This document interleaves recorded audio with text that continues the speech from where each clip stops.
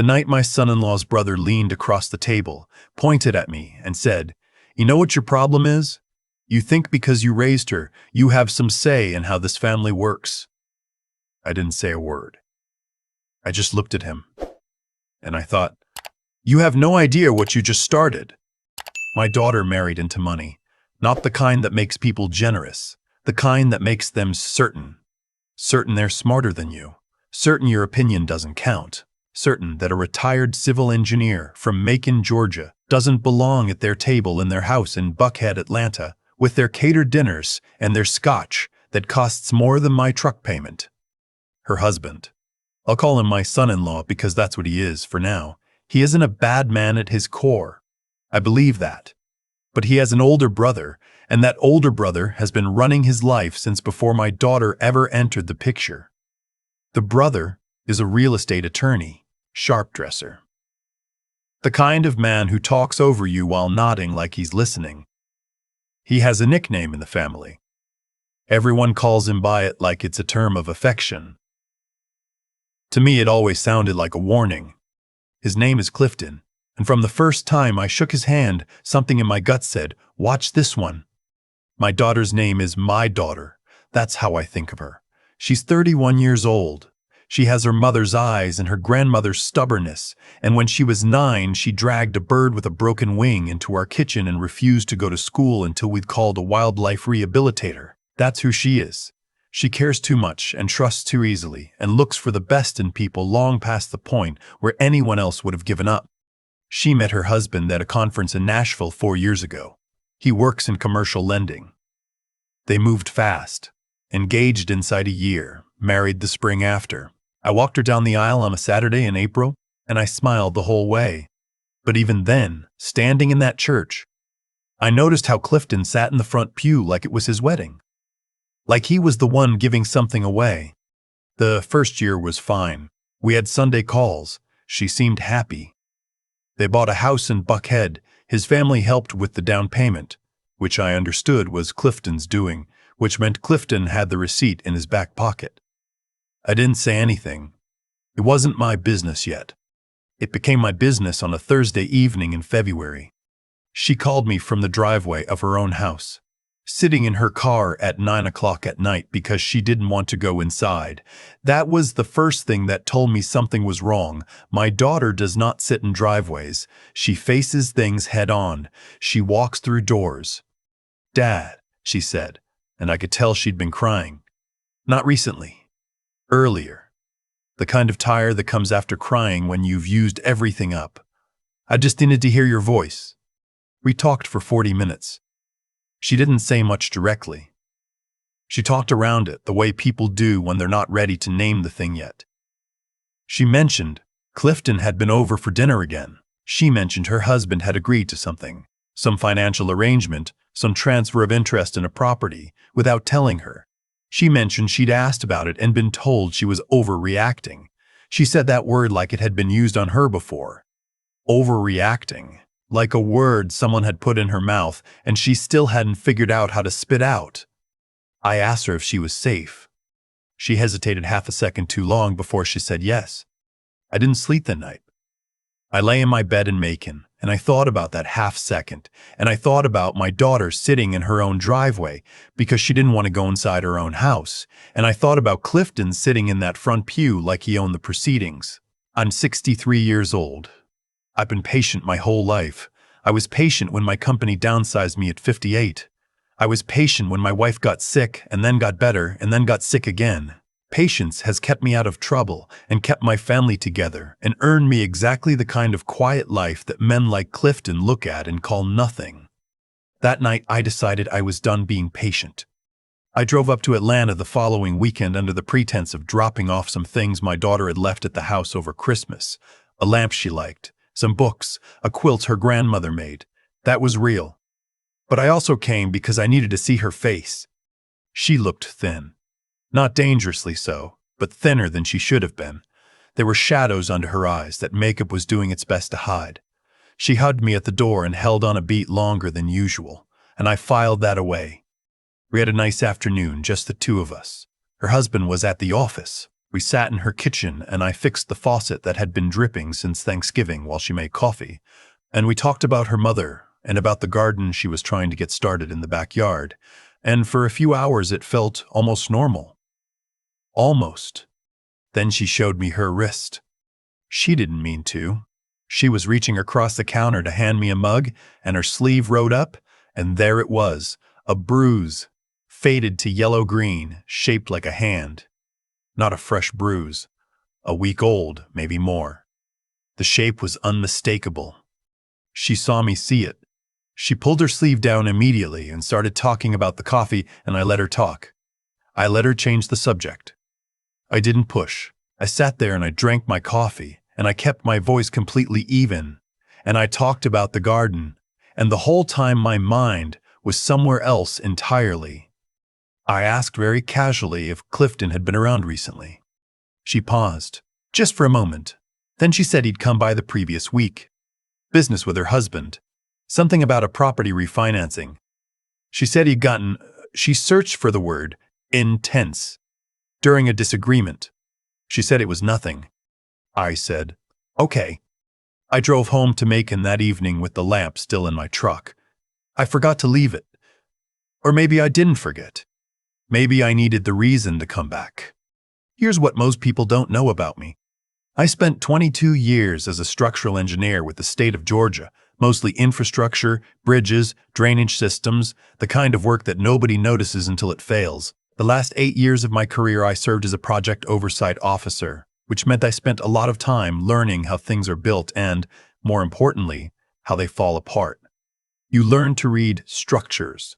You learn which load-bearing elements are which. You learn that the thing that looks most solid is often the thing that's been quietly compromised for years. I also, during those years, made a lot of friends. The state is a small world when you've been in it long enough.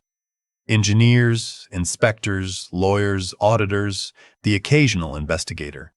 People who owe you coffee. People whose kids you helped get summer internships. People who know what it means when you call them and don't waste their time. I had one friend in particular. We'd worked together on a bridge rehabilitation project in Columbus back in 2009. He left the state office about 5 years before I retired and went to work for the Georgia Real Estate Commission. Not the most glamorous career move, but useful as it turned out. His name doesn't matter. What matters is that when I called him on a Sunday afternoon and said I needed to know everything publicly available about a licensed real estate attorney named Clifton operating out of Buckhead, he said, "Give me a couple weeks." He gave me 10 days. What he found wasn't dramatic. Not at first glance. It was paper, the kind of thing that gets buried in filings and deed transfers and LLC registrations. What it showed was a pattern. Clifton had a habit of steering clients, including family members, into property arrangements where he held a quiet interest. Not always illegal, but ethically murkier than a man of his reputation should have been comfortable with. There were 3 formal complaints on record with the commission. 2 had been resolved, meaning quietly settled. 1 was still open. And then there was my daughter's husband's name, on a deed transfer, signing over partial interest in a rental property to an LLC that Clifton controlled. The transfer had happened 6 weeks earlier. The signature was my son-in-law's. My daughter's name was on the original mortgage. Her name was not on the transfer. That was the problem. That was the load-bearing element that had been quietly removed. I called a friend of my own attorney, a woman who practices family and property law in Atlanta. I'd used her twice before, small matters, and I trusted her.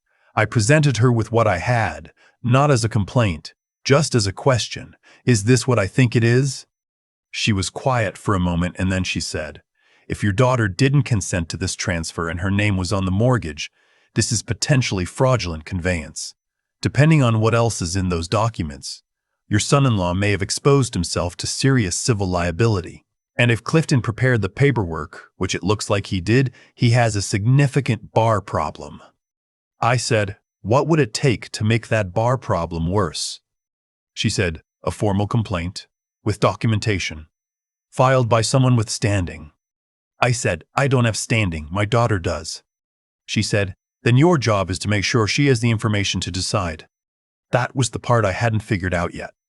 Because my daughter didn't know the extent of it. She knew something was wrong. She'd felt it. But she didn't have the documents in front of her, and until she did, she was still in the position of a woman being told she was overreacting. I drove back to Atlanta the following Friday. I brought the lamp. I also brought a folder. I didn't drop it on the kitchen table. I'm not that kind of man. I sat with her for an hour first. We had dinner. She cooked, something she always did when she was stressed. She needed her hands busy. Her husband was home. He was polite to me, the way he always was, that particular brand of politeness that keeps a comfortable distance. After dinner, he went to his office to take a call, and my daughter and I sat in the living room, and I waited until she'd finished her tea. Then I put the folder on the cushion between us. I need you to look at something, I said. Take your time. I'm not going anywhere. She picked it up. She opened it. I watched her face. She's smart. She understood what she was reading within about 2 minutes. I saw the moment she got there. A kind of stillness came over her. The way stillness does when something you half suspected turns out to be fully true. She didn't cry. She set the folder down very carefully on the coffee table and she said, "He took my name off." I said, "Yes." She said, "He didn't even ask me." I said, "No." We sat there for a while. I didn't say anything else. I've learned over 63 years that there are moments when the most useful thing you can do is stay present and be quiet. She needed to feel the weight of it on her own terms. She'd earned that. After a while, she said, "Is there something I can do?" I said, "There's something a lawyer can do if you want to make that call." She looked at me. She said, "Did you already talk to someone?" I said I had. I gave her the attorney's number. I told her what I'd been told, that she had standing, that the documentation was solid, that there was an open complaint at the Bar Commission that a corroborating filing would strengthen considerably. She looked at the number for a long moment, then she picked up her phone. She made the appointment that night. What happened over the next 4 months is, in some ways, the less interesting part of the story. Legal processes rarely make for good drama in real time. There's a lot of waiting, a lot of paperwork, a lot of phone calls from your daughter where she sounds tired but steadier than the last time. The fraudulent conveyance claim moved through the courts with surprising speed once her attorney filed the motion. The bar complaint, combined with the 2 prior settlements and the new documentation, resulted in Clifton being placed under formal investigation. His license was suspended pending review in month 3. His name, which I will not write here, appeared in the legal notices section of the Atlanta Business Chronicle 2 weeks after that. My son-in-law hired his own attorney. He cooperated. Whether that was conscience or calculation, I don't know.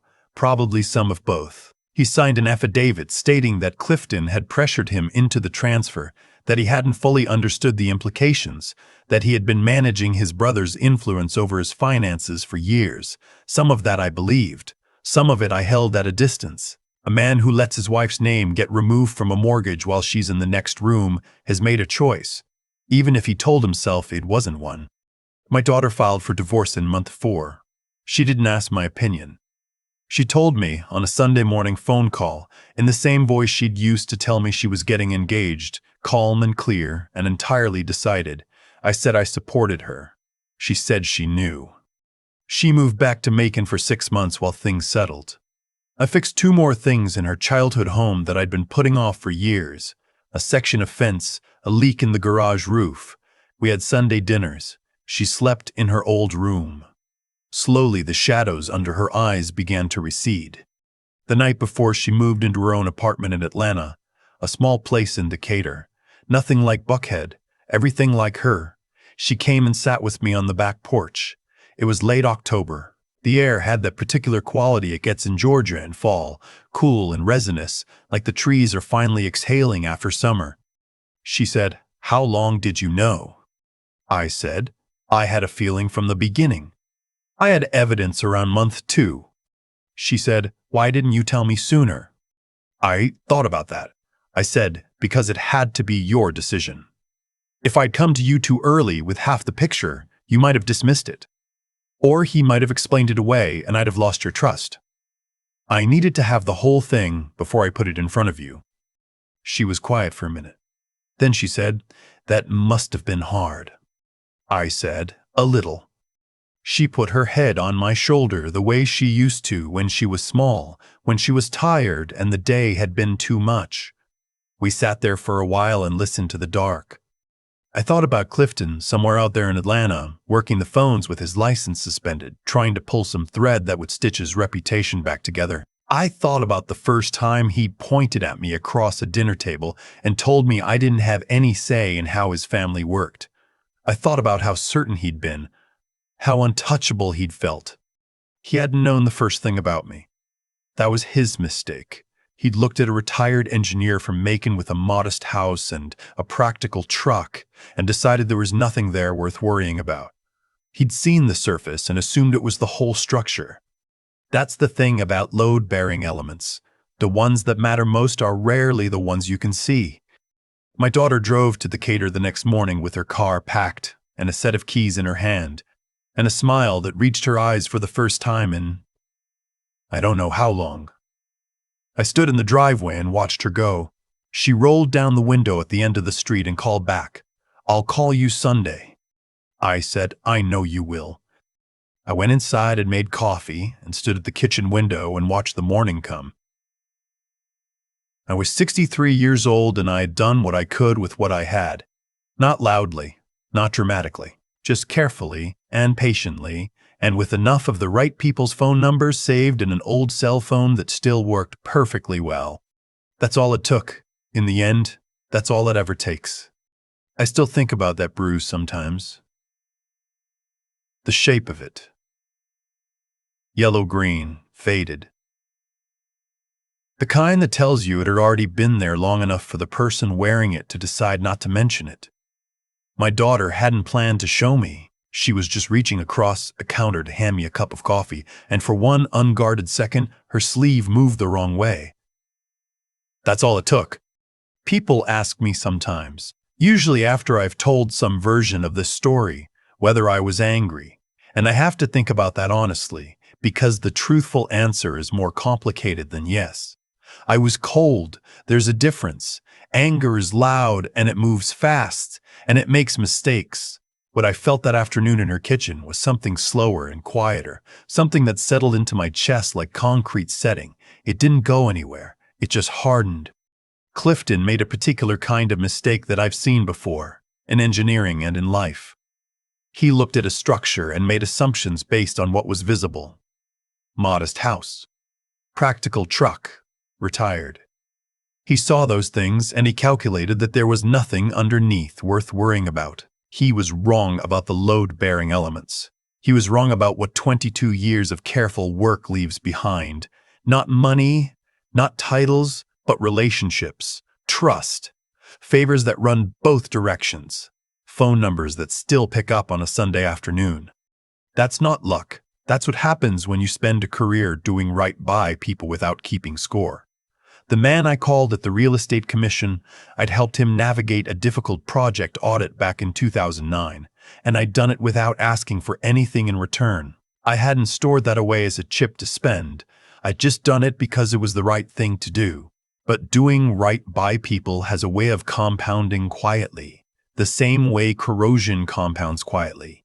The same way a hairline fracture compounds quietly, the difference being which direction the compounding runs.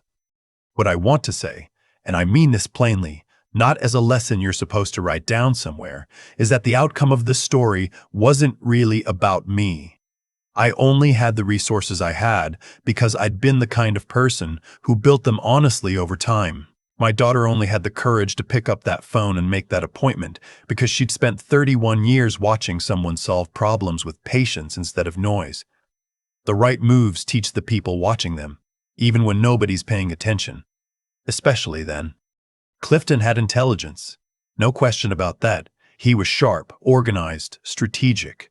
But intelligence without integrity is just a better tool for causing harm.